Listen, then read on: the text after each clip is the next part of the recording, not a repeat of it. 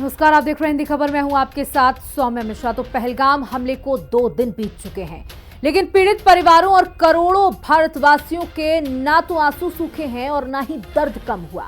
बिहार के मधुबनी की रैली में प्रधानमंत्री मोदी भी भावुक दिखे। मंच से उन्होंने आतंकियों को उनके अंजाम तक पहुंचाने का ऐलान किया। प्रधानमंत्री नरेंद्र मोदी ने साफ कर दिया कि आतंकवादियों को मिट्टी में मिलाना है। वहीं सीएम योगी आदित्यनाथ ने कहा कि देश में आतंकवाद अंतिम सांस गिन रहा है और आतंक के ताबूत में आखिरी कील ठोकने की शुरुआत हो चुकी है। 140 करोड़ हिंदुस्तानी भी इस बार पाकिस्तान से आर और पार की मांग कर रहे हैं और कह रहे हैं कि मोदी जी 56 इंच का सीना, लाल आंख दिखाना का इससे अच्छा मौका नहीं हो सकता। देखिए हिंदी खबर की ये स्पेशल रिपोर्ट।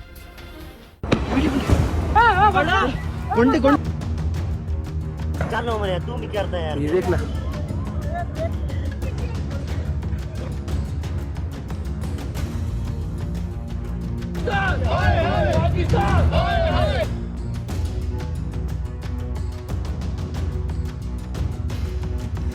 पीएम मोदी का ऑर्डर आया, पाकिस्तान मिट्टी में मिलेगा। इस हमले की साजिश रचने वालों को उनकी कल्पना से भी बड़ी सजा मिलेगी। सजा मिलकर के रहेगी। की स्ट्राइक, आतंकिस्तान में खौफ हाई। अब आतंकियों की बची खुची जमीन को भी मिट्टी में मिलाने का समय आ गया है।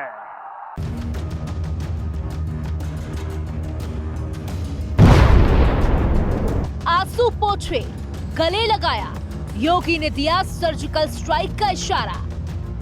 मृतक के घर से योगी ने कहा, एक एक आतंकी को मिट्टी में मिला देंगे। कि आतंकवाद अब अपनी अंतिम श्वास ले रहा है, इसके ताबूत पर अंतिम कील ठोकने की शुरुआत हो चुकी है।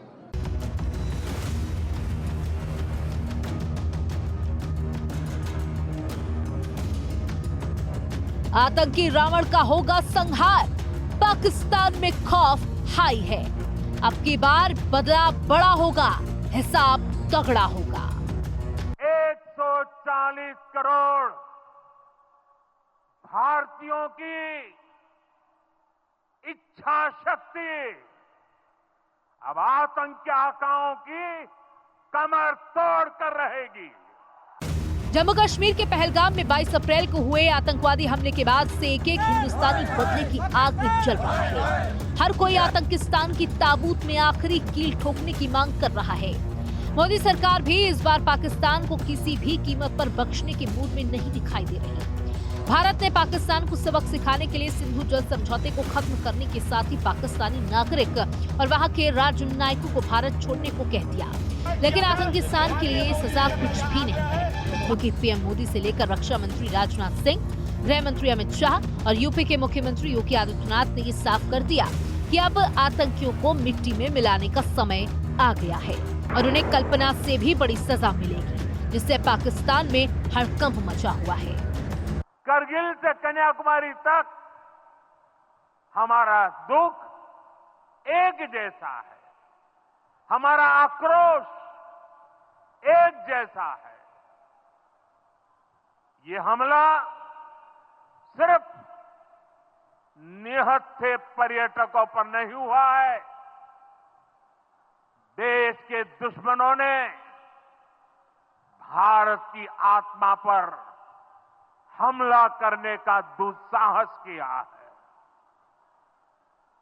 मैं बहुत स्पष्ट शब्दों में कहना चाहता हूं, जिन्होंने ये हमला किया है, उन आतंकियों को और इस हमले की साजिश रचने वालों को उनकी कल्पना से भी बड़ी सजा मिलेगी।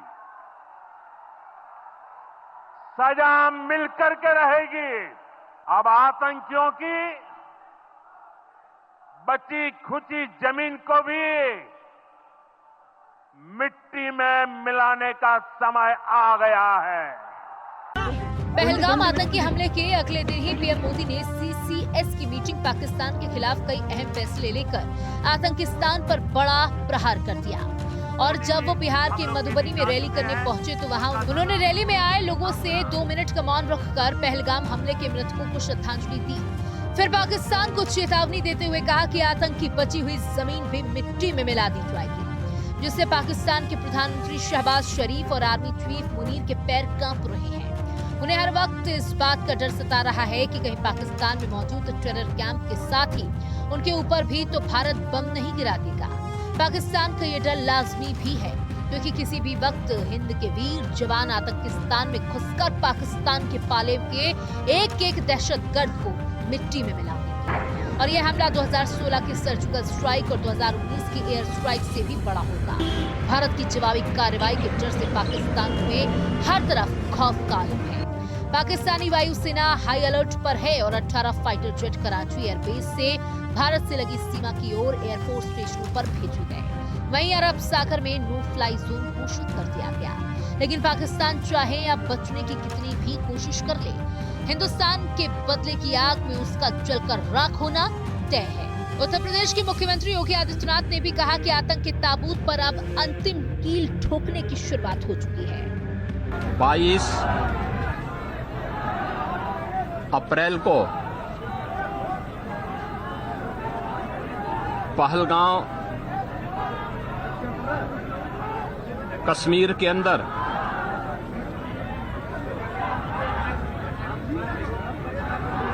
पर्यटकों के साथ जो आतंकी हमला हुआ है,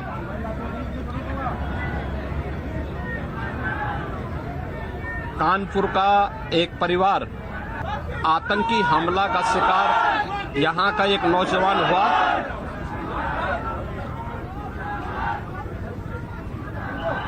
शुभम द्विवेदी 2 महीने पहले ही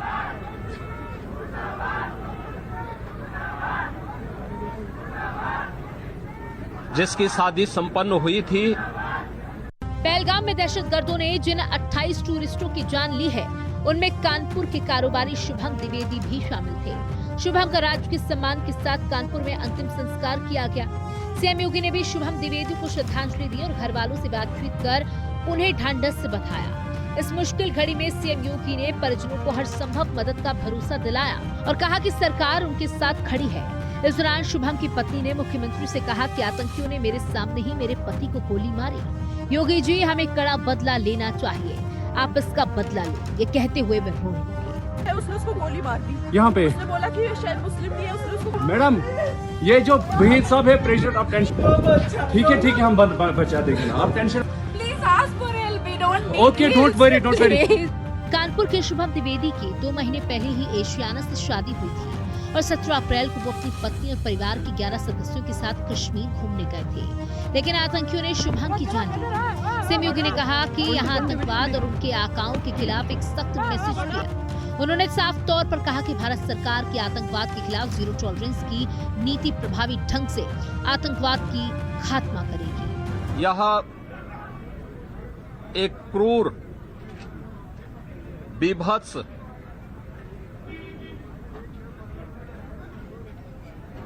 कायराना कृत्य है।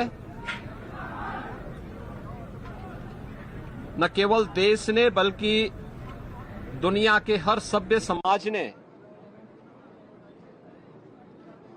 इस घटना की निंदा की है। यह घटना बताती है कि आतंकवाद अब अपनी अंतिम श्वास ले रहा है।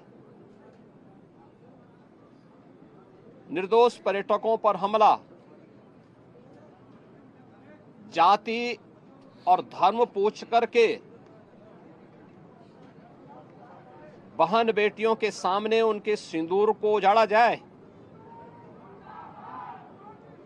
यह कोई सभ्य समाज स्वीकार नहीं कर सकता। भारत सरकार की आतंकवाद और उग्रवाद के प्रति जीरो टॉलरेंस की जो नीति रही है,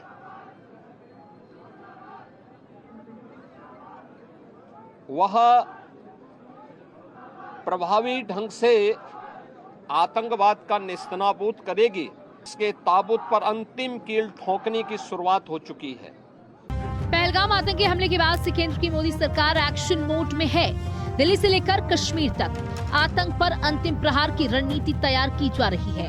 एक तरफ घाटी में छिपे आतंकवादियों को बिल से निकालकर उन्हें खात्मे के लिए कश्मीर में कई जगहों पर लगातार ऑपरेशन चल रहा है, तो वहीं पहलगाम से लेकर पुंछ, कठुआ, उरी और उधमपुर सेना के जवान आतंकियों की तलाश कर रहे हैं। साथ ही पाकिस्तान के टेरर कैंप में मौजूद आतंकियों को भी जहन्नुम पहुंचाने की तैयारी चल रही है, जिसके संकेत रक्षा मंत्री राजनाथ सिंह ने भी बुधवार को दिए। टेररिज्म के खिलाफ हमारी जीरो टॉलरेंस की पॉलिसी है। भारत का एक एक नागरिक इस कायरतापूर्ण हरकत के खिलाफ एकजुट है। मैं इस मंच से देशवासियों को आश्वस्त करता हूं, घटना के मद्देनजर भारत सरकार वो हर कदम उठाएगी जो जरूरी और उपयुक्त होगा।